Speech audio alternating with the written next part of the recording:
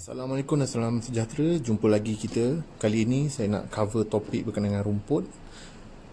Saya dapat soalan banyak daripada tuan-tuan dan puan-puan nak tahu jenis rumput apa yang kita perlu pilih untuk halaman kita.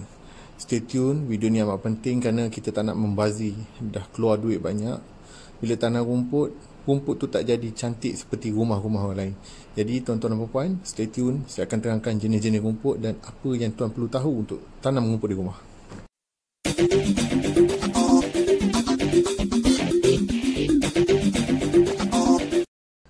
Okey, kembali kita. Okey, tuan-tuan dan puan, kita semua nak halaman seperti yang dalam gambar ni.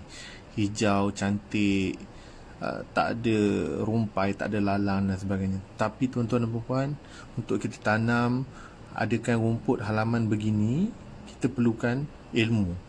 Sebelum kita lantik orang nak tanam ataupun kita tanam sendiri, kita kena perlu tahu. Pertamanya kita kena tahu jenis-jenis rumput. Okey, apa tu, berapa banyak jenis rumput ada kat Malaysia? Biasanya tuan-tuan dan puan, di Malaysia kita ada 5 jenis rumput. Pertamanya cow grass, Japanese grass, Philippine grass, rumput mutiara jenis marble dan juga mutiara biasa. Okey, apa beza kelima-lima ni? Bezanya adalah dari segi penjagaan dan renyah tak renyah nak menjaganya. Rumput cow grass adalah rumput yang paling banyak digunakan. Di tepi jalan pun ditanam cow grass. Dan cow grass ini biasanya lasak sedikit, dari segi nak jaga senang. Tetapi cow grass ni dia punya rumput cepat pecah. Kalau kita tanam di padang bola, dia cepat koyak. Manakala Japanese grass dan Philippine grass, dia agak kasar. Perbezaannya adalah Japanese dan Philippine ni dari segi kelebaran dia. Okey, kedua-dua rumput Japanese dengan Philippine ni sebaik-baiknya memerlukan matahari 8 jam. Biasanya orang cakap, kalau kita tanya kontraktor, dia akan tengok 6 ke 8 jam baru boleh tanam Japanese dan Philippine grass. Tetapi kalau untuk saya, tuan-tuan dan puan, sebaik-baiknya biarlah ada matahari yang boleh menaungi halaman tu minimum 8 jam. Tak ada bangunan, rumah ataupun sebagainya yang membuatkan halaman itu redup. Sebab kalau redup, nanti pokok rumput Japanese dengan Filipina ni dia akan tumbuh memanjang ke atas, dan bila jadi macam tu akan banyak tumpuk, dia tak akan tumbuh rapat dan akan banyak tumpuh nanti rumpai. Jadi sebab tu banyak rumah mengadu dia tanam rumput kapet tapi tak macam rumah lain, banyak lalang. Itu antara sebab utamanya. Okey, rumput seterusnya, kedua-dua ni, 4 ke 5 ni adalah rumput mutiara. Rumput mutiara ni rumput kalau rumah kita redup, kurang matahari, ni antara rumput yang sesuai. Tetapi rumput, hati-hati kalau nak tanam rumput mutiara, dia memerlukan sistem saliran baik. Kalau tak ada sistem saliran, bertakung air sedikit pun dia dah mati lah. Okey, kita tengok dari segi matahari. Perkara utama yang kita perlu tahu sebelum tanam rumput adalah halaman kita ni terima matahari penuh. Penuh maksudnya 8 jam ataupun kurang 8 jam. Kalau menerima matahari sekitar 8 jam, rumput kapet yang tadi tu Japanese dengan Taiwan tu, Filipin tu sesuai untuk ditanam. Tetapi kalau kurang daripada 8 jam, antara rumput yang sesuai adalah rumput cow grass. Ambil cow grass grade A, rapat, dan dia, kalau kita potong, dia akan nampak cantik macam kapet juga. Okey, cumanya kalau halaman kita ni terlalu redup, ada awning dan sebagainya, option yang terbaik adalah rumput mutiara. Tapi rumput mutiara ni ada satu masalah, macam saya cakap tadi, dia memerlukan sistem saliran yang baik. Contoh kalau hujan atau kita siram rumput, dia bertakung, dia akan mati. Dan dari segi nak memilih, okey, saya sarankan tuan-tuan dan puan-puan, kalau nak tanam rumput ataupun minta kontraktor tanam rumput, jangan beli rumput yang dalam polybag macam ni. Rumput dalam polybag ni biasanya tak seelok rumput yang kita ambil secara short cutting. Short cutting ni nanti saya tunjuk selepas ni. Rumput dalam ni biasa saya ada pengalaman, dia tak sihat. Dan rumput dalam bag ni, dia punya tanah tu terlalu nipis. Bila tanah terlalu nipis, akar dia, bila kita beli, akar rumput tu sebenarnya tak matang lagi. Dan kalau kita tanam, risiko mati, rumpai naik sangat tinggi. Dan kalau kita tanam, dia tak akan nampak rata macam kapet.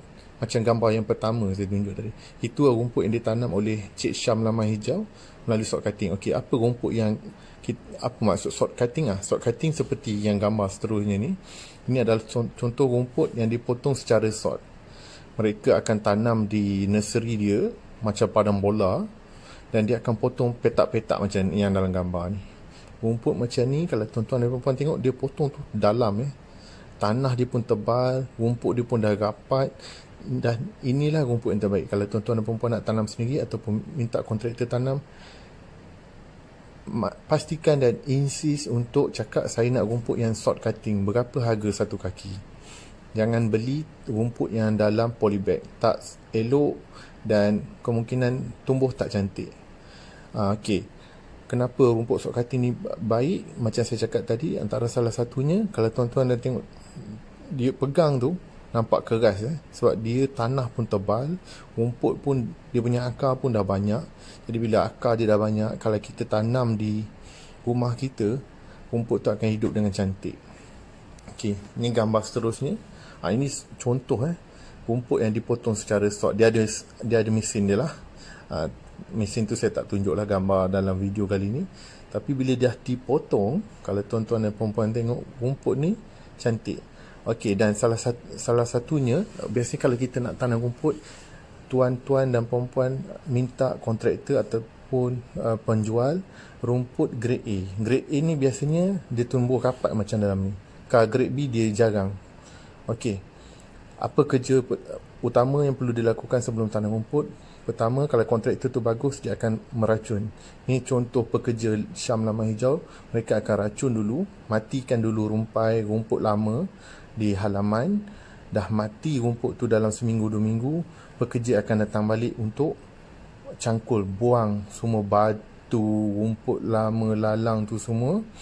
Dah bersih, biasanya kita perlu letakkan satu lapisan pasir. Pasir ni penting kerana pasir ni akan pegang air bila kita tanam rumput baru. Selepas letak pasir, biasanya kita akan letak pula topsoil. Topsoil ni, kalau tuan-tuan dan perempuan nak tahu, dia berwarna oranye. Topsoil ni, kalau kita, tuan-tuan dan perempuan boleh google, topsoil ni lapisan tanah yang sebelah atas. Dan topsoil ni penting untuk sebelum kita nak letak rumput yang kita tanam. Okey, contohnya kalau tuan-tuan nak tengok, ini adalah contoh.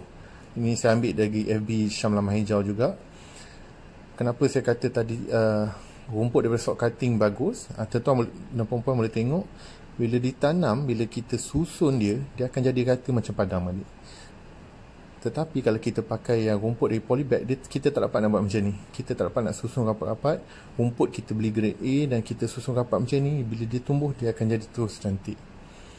Jadi saya harap dengan perkongsian saya yang ringkas kali ini, tuan-tuan dan perempuan tahulah, sebelum ingat nak beli rumput, pertama tengok matahari, kenali jenis rumput macam saya ajar tadi, dan tahu proses-proses nak tanam rumput. Terutama kalau nanti kontraktor. Saya pernah ada pengalaman satu rumah banglo, rugi RM12,000.